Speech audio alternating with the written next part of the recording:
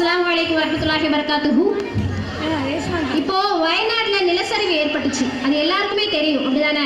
அந்த நிலச்சரிவுல ஏராளமான மக்கள் சிக்கி கொண்டு மீள முடியாம தவிச்சிட்டு இருந்தாங்க. அப்போ மீட்பு பணியினர் என்ன பண்ணாங்கன்னா, ஜிப்லைன் மூலமா ஒரு கயிறு கட்டி அதன் மூலமா பிடிச்சிட்டே போய் மறுபுறம் போய் அந்த சிக்கி இருந்தவங்களை காப்பாத்துறதுக்கு ஈடுபட்டு இருந்தாங்க.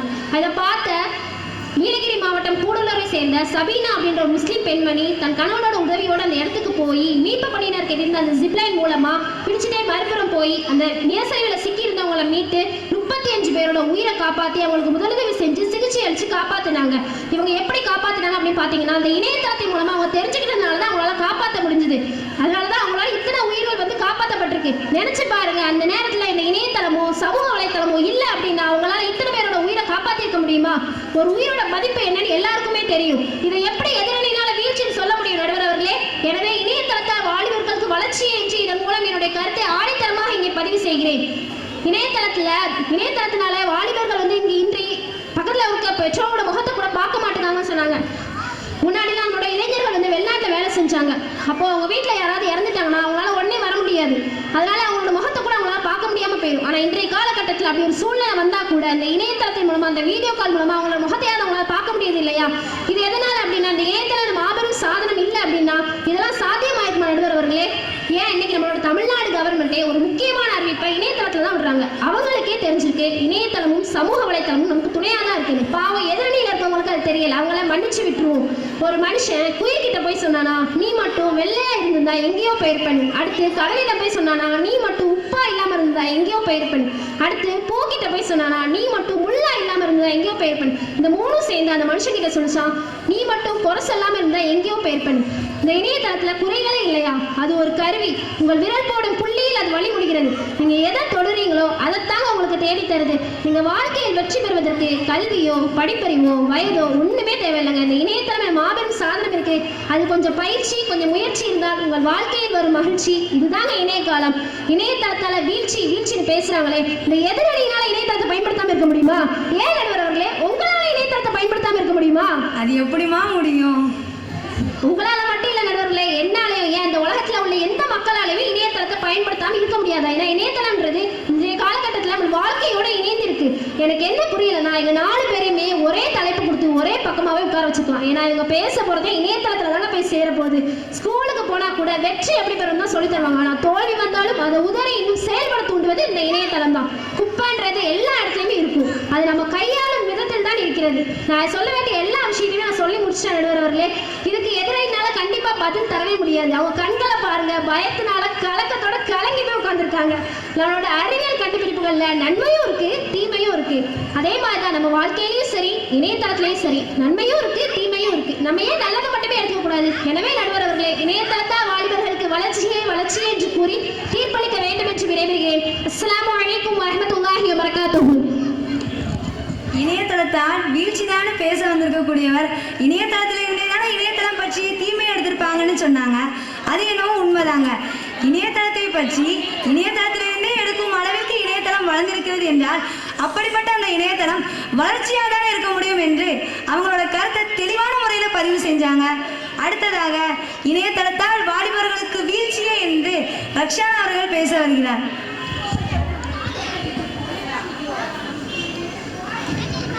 அஸ்ஸலாமு அலைக்கும் வரஹ்மத்துல்லாஹி வபரகாத்துஹு. இந்த பட்டிமன்றத்தின் தலைப்பு இணையதளத்தால் வாலிபர்களுக்கு வளர்ச்சியா வீழ்ச்சியா?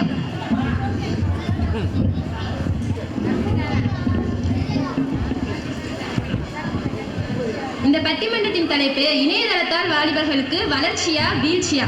இது என்னங்க ஒரு கேள்வி, வளர்ச்சியா வீழ்ச்சியான்னு? நிச்சயம் வீழ்ச்சி தான். இந்த எதிரணியினர் வந்து என்னதான் வளர்ச்சின்னு சொல்லிட்டே இருந்தாலும் நாங்க வீழ்ச்சி நாங்க சொல்லுவோம்.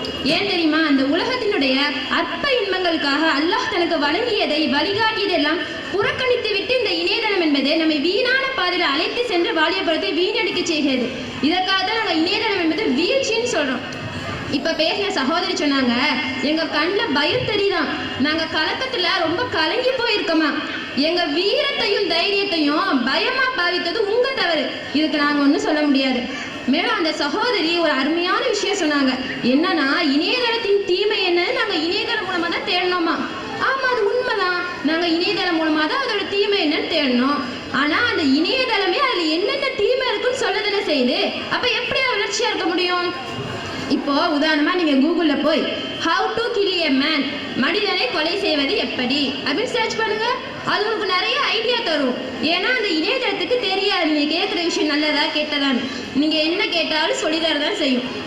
ஆனால் நம்ம பெற்றோர்களும் ஆசிரியர்களும் அப்படி இல்லை. நமக்கு தேவையான விஷயங்கள், நம்ம வாழ்க்கைக்கு பயன்படக்கூடிய விஷயங்களை மட்டும்தான் சொல்லி தருவாங்க. 1000 இணையதள வளங்கள் வந்தாலும் அது ஒரு உயிருள்ள ஆசானுக்கு என்றுமே ஈடாகாது. மேலும் அந்த சகோதரி இன்னொரு விஷயம் சொன்னாங்க. என்னன்னா, முன்னாடிலாம் யாராச்சும் ஃபோட்டோ அழகா இருந்தா அவங்கள்ட்ட போய் நீ என்ன சோப் யூஸ் பண்ற அப்படின்னு கேட்போமா. ஆனா இப்பதான் நீ என்ன ஆப் யூஸ் பண்ற அப்படின்னு கேட்கமா. நடுவர் அவர்களே, எனக்கு ஒரு விஷயம் புரியலை. ஃபோட்டோவில் அழகா இருந்தா அது ஒரு வளர்ச்சியா? இப்போ நம்ம இன்ஸ்டால ஒரு ஃபோட்டோ பார்த்து லைக் போடுறோம். அந்த ஃபோட்டோ உண்மையாகவே அவ்வளோ அழகா இருக்குமான்னு கேட்டால் நமக்கே தெரியும் இல்லை. அது ஆப் யூஸ் பண்ணி எடுத்த ஃபோட்டோ. ரியல் ஃபோட்டோக்கும் ஆப் யூஸ் பண்ணி எடுத்த ஃபோட்டோக்கும் குறைஞ்சது 6 வித்தியாசமாச்சும் இருக்கும். அது ரீலு நம்ம எப்படி வேணால் அழகாக மாற்றலாம். ஆனால் ரியலு வேற. ஆமாம்மா, பெண்ணுக்கு வரம் கேட்டு இப்படிலாம் மாப்பிள்ளை ஃபோட்டோ அனுப்புகிறாங்க. அதில் மாப்பிள்ளையை பார்க்க அழகுராஜா மாதிரி இருக்கு. அதுவே நேரில் பார்த்தா அந்த அழகுராஜாவா இந்த அழகுராஜா அப்படின்னு கேட்க தோன்ற அளவுக்கு அந்த ஃபோட்டோ இருக்குமா? ஆமா நடுவர்களே, இப்படிதான் இந்த போட்டோவை அழகா மாத்தி இன்னைக்கு எத்தனையோ வாலிப ஆண்களும் சரி பெண்களும் சரி பாவம் ஏமாந்து தவறான வழியில போயிட்டு இருக்காங்க. அந்த சகோதரி சொன்னாங்க, நாங்க ஆப் யூஸ் பண்ணி போட்டோவை அழகா மாத்துறோம், இது எங்களுக்கு வளர்ச்சி. இதெல்லாம் என்னால் ஏற்றுக்கொள்ள முடியாது நடுவர்களே. போட்டோல அழகா இருக்கிறது ஒன்றும் வளர்ச்சி இல்லை. இன்றைக்கு இளைஞர்கள் வீழ்ச்சி அடைவதற்கு அதுதான் அடிப்படை காரணம். மேலும் அந்த சகோதரி இன்னொரு விஷயம் சொன்னாங்க. என்னன்னா, முன்னாடியெல்லாம் அவங்க படிக்கிறாங்க டியூஷன்ல போய் ஃபீஸ் கட்டி படிக்கணுமா. இப்பெல்லாம் அவங்க யூடியூப் பார்த்து நிறைய படிக்கிறாங்களாம். சரி, படிக்கிறேன்னு சொல்றாங்க, நல்ல விஷயம் தான், படிக்கட்டும். அது மட்டும் என்ன ஃப்ரீயாக படிக்கிறாங்க? அதுக்கும் அவங்க மாசம் ரீசார்ஜ் ஒன்று பண்ணி தானே ஆகணும். அது மட்டும் இல்லை, அவங்க புக்கில் இல்லாத விஷயத்த கூட இணையதளம் மூலமாக பார்த்து படிக்கிறாங்களாம். சரி, இணையதளத்தை படிப்புக்காக தான் செலவு பண்ணுறோம் அப்படின்னு சொல்கிறாங்க. ஆனால் எந்த அளவு செலவு பண்ணாங்கன்னு கவனிக்கணும்ல. இப்போ டைம்ஸ் ஆஃப் இந்தியா ஒரு சர்வே எடுக்கிறாங்க. டைம்ஸ் ஆஃப் இந்தியா அப்படின்னா ஒரு டிஜிட்டல் மீடியா. அதில் 86% வாலிபர்கள் எங்களால் இணையதளம் இல்லாமல் வாழவே முடியாதுன்னு சொல்கிறான். ஐயோ, இணையதளத்து மேலே இவ்வளோ பிரியமாக இருக்காங்களே, அப்படி என்னதான் அதில் செலவு பண்ணாங்கன்னு பார்த்தா, first WhatsApp, Twitter, YouTube, Insta, next Google search for education and knowledge. இதில் அந்த சகோதரி சொன்ன மாதிரி எஜுகேஷனுக்காக இணையத்தை செலவு பண்ணுறாங்க தான். ஆனால் அதை விட அதிகமாக தேவையில்லாத விஷயத்த இணையத்தை செலவு பண்ணாங்கன்னு அந்த சர்வே சொல்லுது. அப்படி இருக்கும்போது இது எப்படி வளர்ச்சியாக இருக்க முடியும்? நடுவர் அவர்களே, இப்போ உங்கள்கிட்ட ஒரு கேள்வி கேட்கேன். இந்த இணையதளத்தை முதல்ல கண்டுபிடிச்சது எந்த நாடு உங்களுக்கு தெரியுமா? லண்டன் அல்லது அமெரிக்கா? அமெரிக்கா தான். இந்த அமெரிக்கா தான் இணையதளத்தை முதல்ல கண்டுபிடிச்சான். இணையதளத்தை முதல்ல கண்டுபிடிச்ச அமெரிக்கா நாடு என்னவோ இன்னும் வரைக்கும் வல்லரசு நாடா வளர்ந்துகிட்டே தான் இருக்கு. ஆனா அந்த இணையதளத்தை செலவு பண்ற நம்ம இந்தியா என்ன பண்றோம்? இன்னும் வரைக்கும் ஏழை வீழ்ச்சி அடைஞ்சிட்டு இருக்கோம். இதுக்கெல்லாம் என்ன காரணம்? அமெரிக்காக்காரன் இணையதளத்தை நல்ல விஷயத்துக்காக பயன்படுத்தலாம். நம்ம என்ன பண்றோம்? இந்த மாதிரி இன்ஸ்டா, யூடியூப்னு தேவையில்லாத விஷயத்துல அதிகமா பயன்படுத்திட்டு இருக்கோம். தேவையான விஷயத்தை விட தேவையில்லாத விஷயத்துல அதிகமா பயன்படுத்திட்டு இருக்கோம். இதுல வேற அந்த சகோதரி நாங்க இணையதளத்தை நல்ல விஷயத்தான் பயன்படுத்துறோம், இது எங்க வளர்ச்சின்னு சொல்லிட்டு இருக்காங்க. பாவம், அவங்களுக்கு இதெல்லாம் புரிய மாட்டுக்கு. இது மட்டும் இல்லை, இன்றைக்கு சைக்காலஜிஸ்ட் ரிசர்ச் பண்ணுறாங்க. அதில் 15 முதல் 30 வயது வரை உள்ள ஆண்களும் பெண்களும் ஐஏடி என்னும் ஒரு நோயினால் பாதிக்கப்படுறாங்க. அதாவது ஐஏடி என்பது இன்டர்நெட் அடிக்ஷன் டிஸ்ஆர்டர், இணையதளத்துக்கு அடிமையாகுதல் என்று அர்த்தம். இந்த இணையதளத்துக்கு அடிமையாகுதல் மூலமா நம்ம உடல்ல பல பிரச்சனைகள் ஏற்படுகிறது. உதாரணமா ஐ கேன்சர், பிரெயின் கேன்சர், இது போன்ற பிரச்சனைகள் ஏற்படுகிறது. இந்த இணையதளத்தின் மூலமா வாலிபர்கள் உடல் அளவில் மட்டுமல்லாமல் மனதளவிலும் அவர்கள் வீழ்ச்சி அடைகிறார்களே தவிர வளரவே இல்லை என்பதை நான் உறுதியாக கூற முடியும். இன்றைக்கு நம்ம இளைஞர்கள் என்ன பண்றாங்க? கேம்ஸ் அதிக நேரம் செலவு பண்றாங்க. அதுவும் அந்த கேம்ஸ் இப்படி சாதாரண கேம்ஸ் இல்ல. அதுல running, chasing, shooting, jumping, firing, dance, power, இதெல்லாம் என்ன கேம்ஸ் தெரியுதா? Free fire, PUBG. இந்த கேம்ஸோட நோக்கம் என்ன? பிற உயிர்களை கொல்லுவது. அதுவும் அந்த கேம்ஸ்ல பவர்லாம் வந்துட்டா போதும், ஏதோ தனக்கே ஒரு பவர் வந்த மாதிரி நினைச்சிட்டு அதை